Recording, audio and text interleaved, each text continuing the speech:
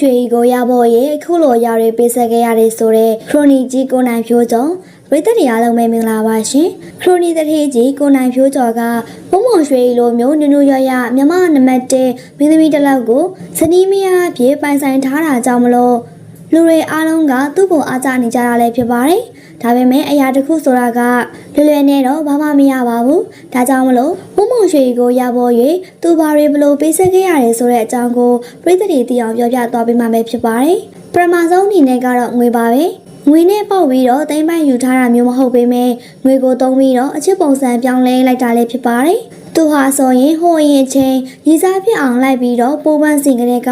ဘုံမုံရွှေကြီးတနေ့ဝတ်မဲ့အဝတ်အစားတွေစင်မြန်းတဲ့ရတနာတွေနဲ့အပန်းမြေလျှောက်သွားလို့ရစေဖို့အတွက်ခီးစဉ်တွေကိုအမြဲတမ်းလို့ပလန်ဆွမ်းပြီးတော့မှစီစဉ်ပေးခဲ့ရတာလည်းဖြစ်ပါတယ်အခုချိန်ထိလေဘုံမုံရွှေရဲ့အတွက်တနင်္စာပြပခီးစဉ်တွေအချိန်ကြာကြီးကိုတနင်္စာပြပခီးစဉ်အချိန်စရာကိုသူကိုယ်တိုင်ရေးဆွဲပေးထားတာဖြစ်ပြီးတော့ပတ်စံတွေကိုဆိုရင်လည်းကြိုးပြီးတော့ဖေထားရတာလည်းဖြစ်ပါတယ်ဘုံမုံရွှေကြီးပွဲတစ်ပွဲတက်ရင်လက်ဝဲရနာတွေမထအောင်လို့လေသူကိုယ်တိုင်ဒီဇိုင်းဆွဲကကြောင်းမြတ်ရနာတွေကိုရှာဖွေစုဆောင်ပေးထားရတာလည်းဖြစ်ပါတယ်ငွေကြီးပဲရှာနေရတာမျိုးမဟုတ်ဘဲနဲ့ဘုံမုံရွှေရဲ့တကိုယ်ရတကာရကိုခေါင်းစချေဆုံးခီးဆိုင်ပြီးတော့ဝိတ်နေနဲ့တက်လာတာကအစားတရိတ်ထားပေးနေတဲ့သူတယောက်လည်းဖြစ်ပါတယ်ဒီလိုမျိုးတွေကြောင့်မြန်မာနိုင်ငံမှာနံပါတ်1ဖြစ်နေတဲ့မင်းသမီးဘုံမုံရွှေရဲ့အချစ်ကိုတိမ်ပိုက်ရယူနိုင်ခဲ့တာလည်းဖြစ်ပါတယ်နော်ဖူဝင်းရဲ့မောင်လေးအတွက်ဆိုပြီးတော့အခုချိန်ကြာမှာအခုလိုအရာကိုထားလုပ်ပေးလိုက်တဲ့ဝမုံရွှေကြီးဟိုရက်တွေတုန်းကမောင်ဖြစ်သူကိုဆုံးရှုံးလိုက်ရတော့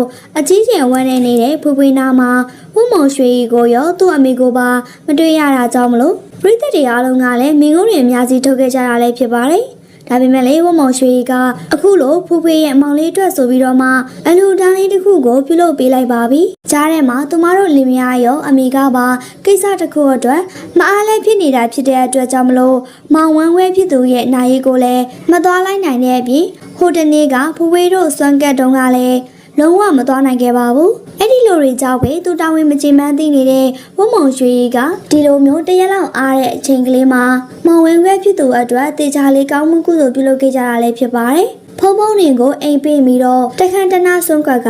အလူပေးအမျှဝေပြီးတော့မောင်ဝင်းခွဲလေးကောင်းရပုံရရောက်ဖို့အတွက်တတိချာချာဆူတောင်းပေးခဲ့တဲ့ပုံရိပ်လေးတွေကိုပြည်သက်တွေသိစေဖို့အတွက်ပုံလေးတွေဗီဒီယိုလေးတွေလည်းတင်လာခဲ့ရလည်းဖြစ်ပါတယ်။အခုကြမှာကစ်ကိုယ်တိုင်လဲအမဝန်ခွဲတရားအနေနဲ့တာဝန်ကျေတယ်လို့ခံစားရပြီးဖြစ်သလိုပြည်သက်တွေကလည်းကစ်အပေါ်မှာအမျိုးမျိုးထင်တဲ့အစိတ်တွေကိုဖယ်ရှားလို့ရနိုင်ပါပြီရှင်ဝန်ခွဲမှာဝမုံရွှေကမောင်လေးအတွက်ဒါမျိုးကောင်းမှုကုသိုလ်လုပ်ပေးတဲ့အပေါ်မှာဖွေးဖွေးကလည်းတကယ်ကိုကျေနပ်နေလိုက်မယ်လို့ထင်ပါတယ်နော်